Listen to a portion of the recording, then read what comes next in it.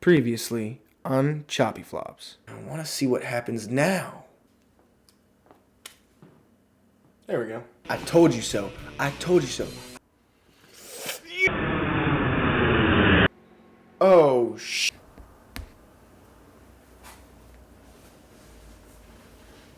This week on Choppy Flops.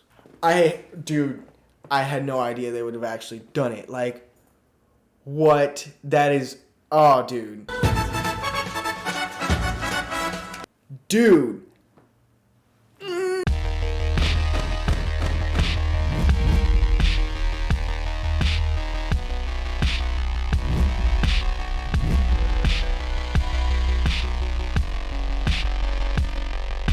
Alright guys, we're done with the sitcoms, man. We're in the real world. Let's get into it, but before we do, there's going to be spoilers, you already know, so if you haven't watched the show, make sure you go catch up on that. If you want, go ahead and make sure you check out my videos, get you caught up on all my theories and everything. Let's go. So right off the bat, before the episode even starts, we get something, pretty interesting. The recap for all the previous episodes, actually, instead of showing stuff from the previous episodes, it mostly shows stuff from the Avengers movies and Wanda's past, and it's kind of alluding to the stuff that's about to go down in the episode. Then to start the episode, we get, the classic Marvel logo, but turns purple, fades away into some smoke, and we see that it is 1693 Salem.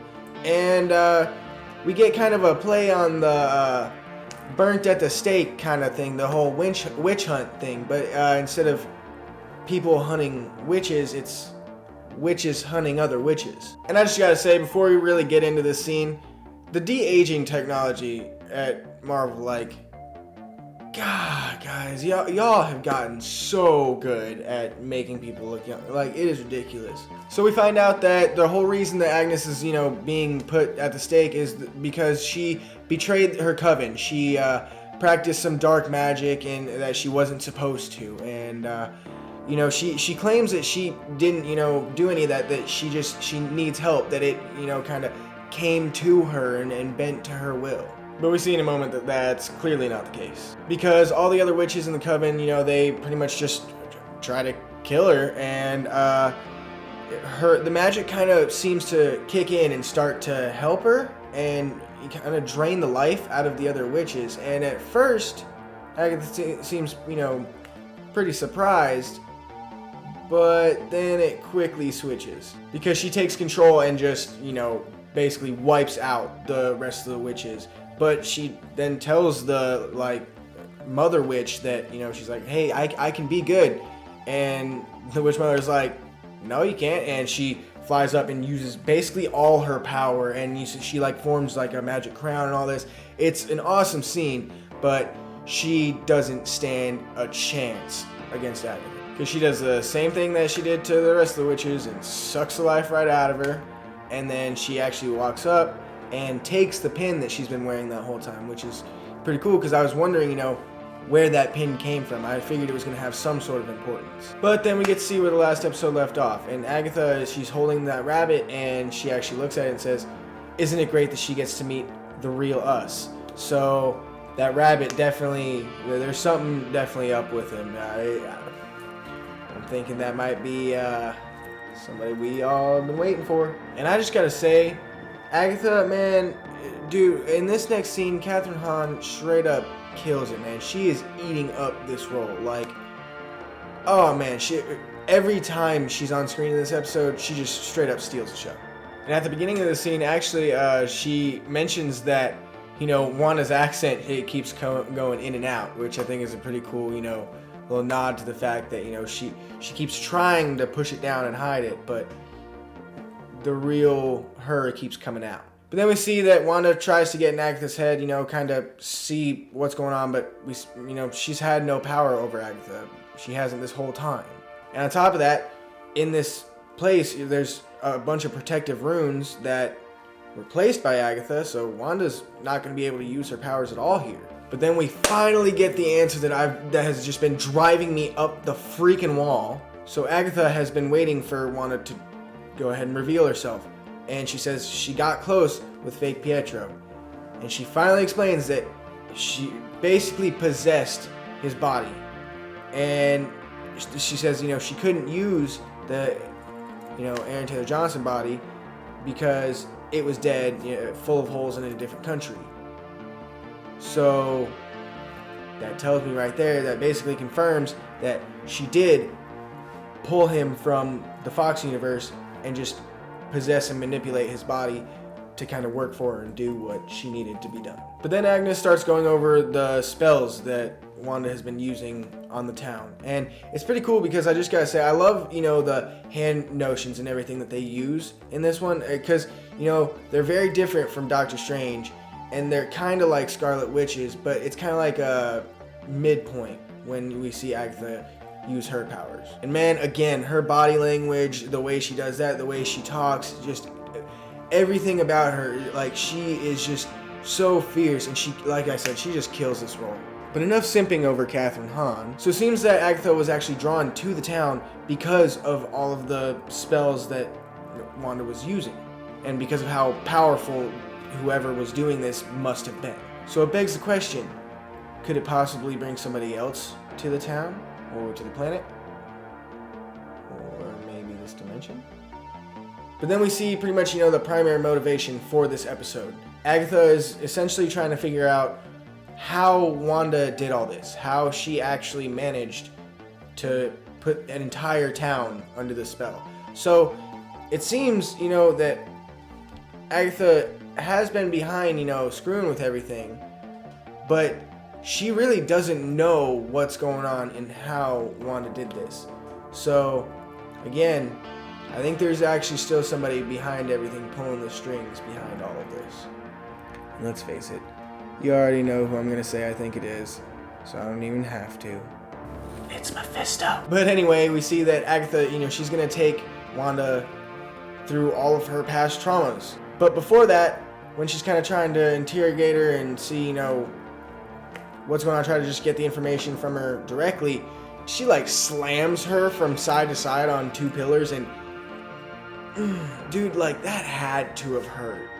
So as I said, Wanda basically has to relive through all of her past traumas, and it starts with the loss of her parents, and it's super sad. Right at the beginning of the scene, it shows that they have been learning English. The way they've been practicing their English is through a family TV night. And guess what was in the trunk of DVDs that they got to choose from? Yep, you guessed it, a bunch of old sitcoms like I Love Lucy, all the way up to stuff like Malcolm in the Middle. And what do you know? Her favorite, choice, her pick that she always, wore out was the Dick Van Dyke Show, and a specific episode of it, as a matter of fact. And so much that they had the box set of Dick Van Dyke stashed away. And so they're sitting there watching the Dick Van Dyke Show, and they're, having a good time, and all of a sudden they just get blown forward. And you know what happened.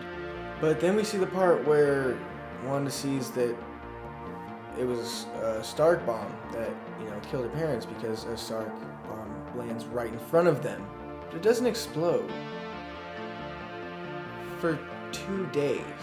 Agatha, she pulls her out of it, and she's like, did you stop that bomb? She thinks that, she used a probability hex on it and basically held it from, kind of like holding a pin on a grenade, so it never went off.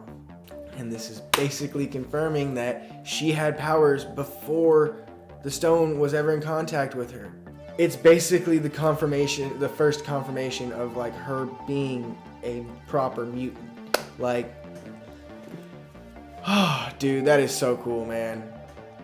You guys, you freaking did it, man. But then they move on and they go to the Hydra base, where she was being experimented on with the stone.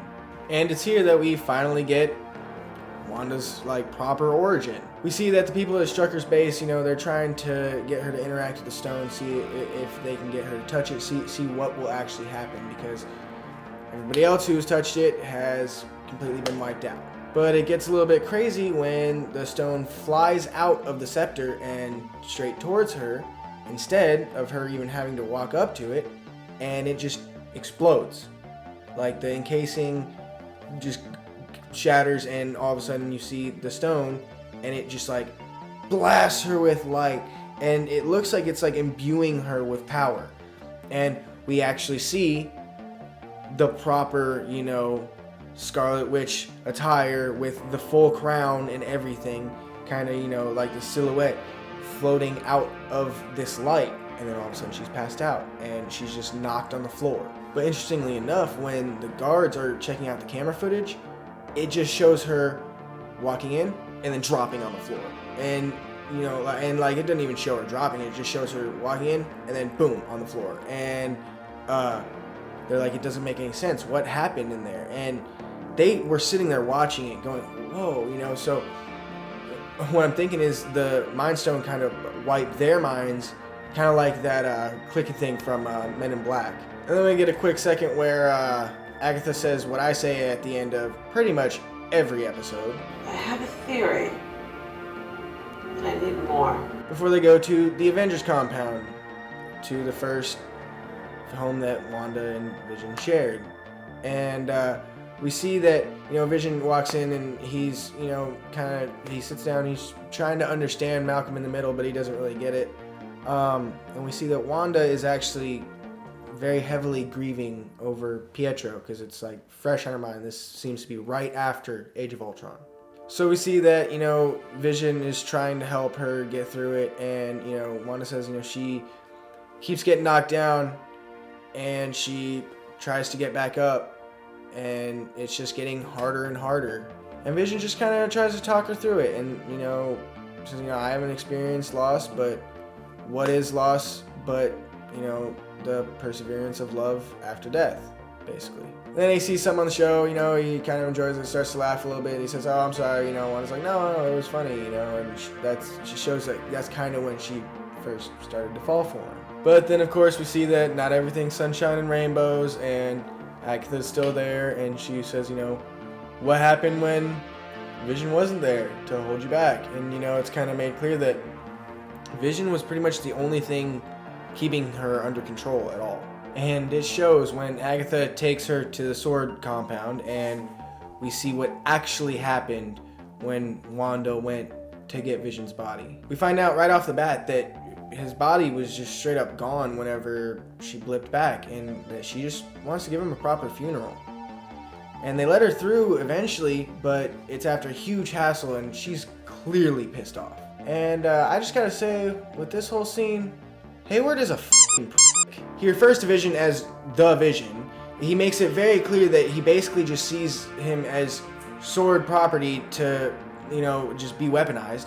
He claims that they're dismantling him, and, you know, that's total BS. And then he claims that, you know, he's afraid that Wanda's gonna bring him back online. Oh, excuse me, bring him back to life.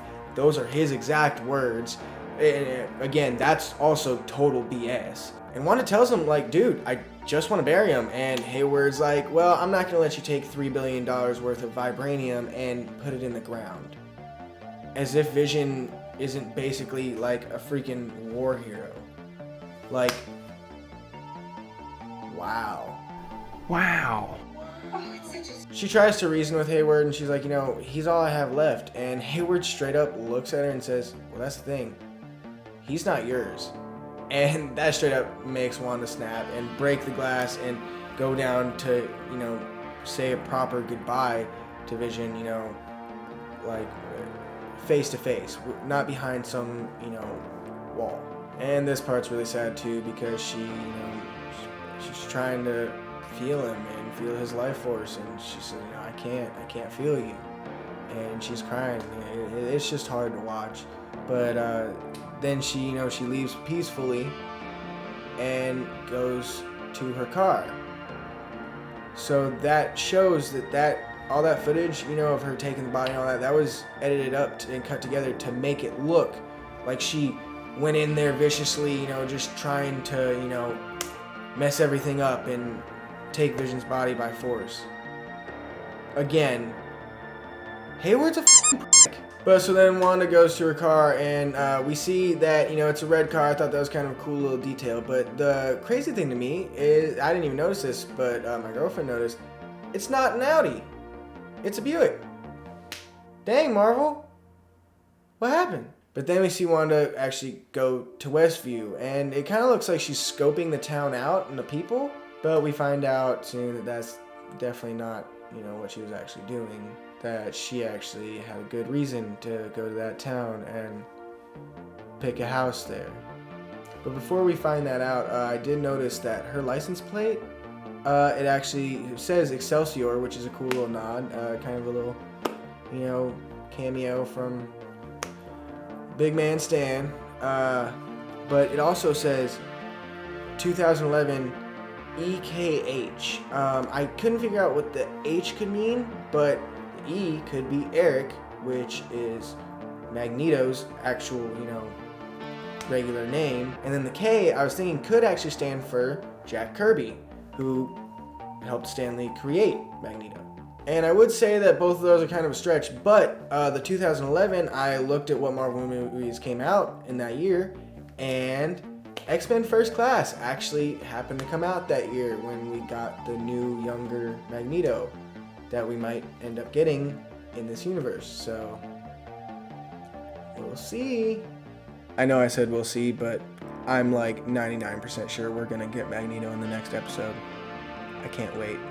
But actually, speaking of who we're gonna get in this next episode, so there's been talk about Paul Bettany and him saying there's an actor I've been really wanting to work with that's gonna be showing up. So who do you guys think that this big cameo is gonna be? Do you guys think it's gonna be Magneto, Reed Richards, Mephisto? I mean, I do think we're gonna get Mephisto, or at least I was thinking, I'm starting to think that this show might actually be just a lead up to Mephisto, and Mephisto be the main villain in Doctor Strange. But regardless, I do think we're going to get the Mephisto reveal at the end of the next episode, if nothing else. But who do you think the big cameo is going to be? Because I think it's going to have to be someone huge, one big reveal, that something huge to where they're not even showing who's cast. So, I mean, a big part of me wants to say Magneto, but another big part of me wants to say it might be Reed Richards, or, I mean, who do you guys think it is? Let me know in the comments what your theories are on that. I'd love to know. But anyway, then we see why Wanda actually went to Westview and to that specific plot that she did. And we find out that there's an envelope in the car with a deed in it to a property in Westview. Had a little heart around it, and it said to grow old in V. So Vision clearly, when he was asking her to stay and for them to kind of just go off grid in Infinity War, that's where he was planning to take her. He wanted to go off and run off to New Jersey and kind of live in a middle of nowhere town where nobody could find him. And it's this that just breaks Wanda, and we see her drop to the ground and just snap. She starts floating. We see a huge power surge come out of her. It looks almost glittery. It is insane. It looks amazing. I love every single effect they had in this episode. But we see that she starts to build the house, and it kind of digitizes and stuff into place. And then all of a sudden, what I thought was a big power surge turns into a huge power surge, and she boom just blows it out, and it pushes it across all of Westview and encases all of it in the hex. And while we see it go over everything, there's actually a theater marquee, and like I said in the last video that had a theater marquee in it, they're always ripe for Easter eggs, and this one's no different. When it changes, we see that it changes to Big Red and Kidnapped. So, I mean, those are pretty funny, pretty relevant for, the first episode. But before it gets pushed back to the Dick Van Dyke era, we see that the current era, it actually says, put the fun in dysfunctional. The I in the in actually was a 1. I don't know if that had any significance. But the more interesting, more crazy thing is it actually said Tannhauser Gate on it, which I looked into it. That's actually from a Blade Runner monologue that is basically talking about, seeing a desolate future, just seeing, from, at least I don't know exactly what the context is, but from what I got, it seems like it's about, a destroyed timeline, basically. So I find that kind of interesting. I wonder if that's going to come into play later. But then we see a shot from the trailer that everybody's been wanting to see, where you know, they're standing back from each other. Shot I used for this thumbnail, and Wanda actually makes Vision with her powers somehow. So it was at this point in the show that I was starting to wonder, where's Vision's body now then? Like, if she didn't take it and it's not there, you know, what was the point? Why was Hayward looking in on Vision? And it all becomes clear later. But as for right now, we see Wanda, you know, she turns herself black and white to match the era, and, you know, Vision says, welcome home.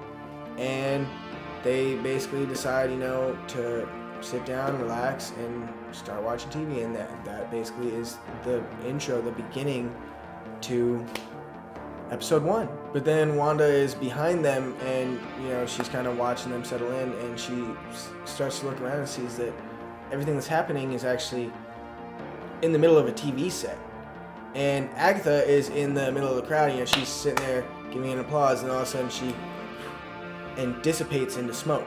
Then all of a sudden we hear the twins yelling, and finally, you know, we figure we're about to see what happened to them, and Wanda runs out to see Agatha in her final form, and she's holding the boys by like a magic thread or something around their necks, and she's choking them. And she says, you know, I know who you are, and she says, you know, you're supposed to be a myth. Someone with her amount of power, that crazy, insane power that she's using, shouldn't exist, shouldn't be around. And she finally says it and states, you know, you're using chaos magic. And then we finally get the actual proper name drop. Agatha says, you know, you are the Scarlet Witch. And of course, that's when the episode freaking ends.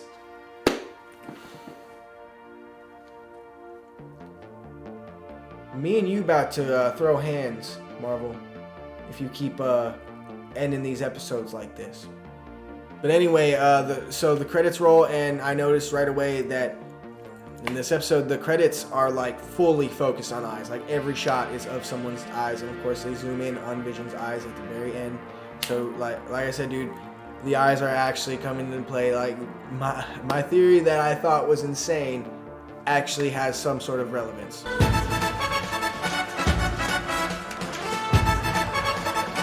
But then we get the post-credit scene, and Hayward, you know, he's clearly up to something. They say, you know, the team's ready to launch, you know, what they got going on. And he's like, all right, let's go see it. And he's like, you know, we tried to put this together several times. We couldn't get it to, you know, come back online.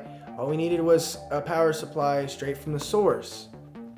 And we see that they're using that missile that Wanda threw out, you know, that was imbued with her magic. And we see that what they're trying to power is none other than White Vision. Dude, I'm so stoked. Oh, you guys, oh man, like, you know, there was a thought in the back of my mind that maybe this show would introduce White Vision from the comics. You know, I always thought that would be a cool concept to see White Vision, see how they used him. I had no idea they would have actually done it. Like, what that is. Oh, dude, look at those eyes. Look at those eyes. Yes. One question this does raise, though, is where is the other Vision that, you know, flew away and was like, oh, I need to get back to my wife in the last episode? We didn't even see him in this episode. So where is the one that she created and manifested? Is he going to have to fight the White Vision? Like, ooh, man. I'm so excited. Oh, man, I cannot freaking wait for next week's episode, you guys. It's going to be a good one. Make sure you hit that subscribe button and hit that notification bell so that way you know whenever the next breakdown comes out, because it's going to be a juicy one. If you liked the video, don't forget to leave me a like. It definitely helps out the channel. Don't forget to share this with somebody you know or somebody else who likes this MCU kind of stuff. I definitely want to get some theories going. Let's get some stuff going in the comments. Let me know what y'all are thinking of this show. Let me know how y'all think everything's going to end. That's going to be it for this week, you guys. I really appreciate you guys watching. I hope y'all enjoyed the video, and I hope y'all have a spectacular day.